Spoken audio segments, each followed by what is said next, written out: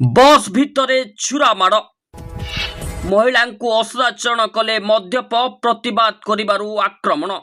आपण भावी पारुछंती कि जेउ बस आपण को घर को सुरक्षित नेबाकू थाए सेई बस भितरे जदि हठात छुरा बाहरी जाए तेरे से मुहूर्त केते भयंकर हेबो।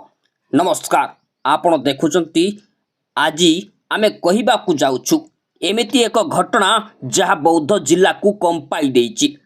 बौद्ध जिलार बाउंशुणी थाना अंतर्गत साहजपाल निकट एक मिश्र बस जोठारे यात्री माने थिले से बस भितरे हठात घटिला भयावह घटना।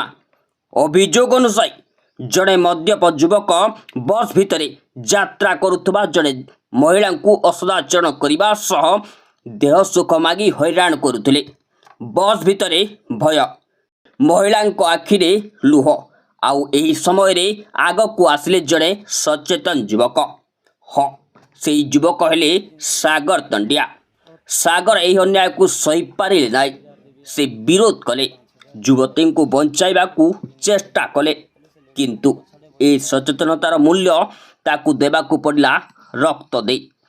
मद्यप युवक हठात बाहर कला छुरा आउ सागरंक बेकरे करदेला भयंकर आक्रमण। बस भितरे चित्कार, यात्री माने भयभीत।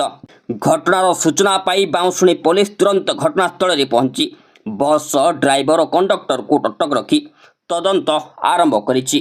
एबे प्रश्न उठुछि, बस भितरे यात्री केते सुरक्षित, महिला माने केबे सुरक्षित हेबे आउ केते सागर को एभली आहत हेबाकू पड़िबो।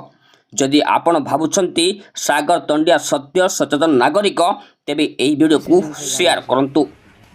मिसबिहेव करछ तोते 10,000 देबी आइबू कहीं, तोते 5,000 देबी आइबू कहीं, हाँ बोलुछु कि नाई बोली कहला। जेतले से लेडीज मते पछाडे बसतला तार गुटे छुआटे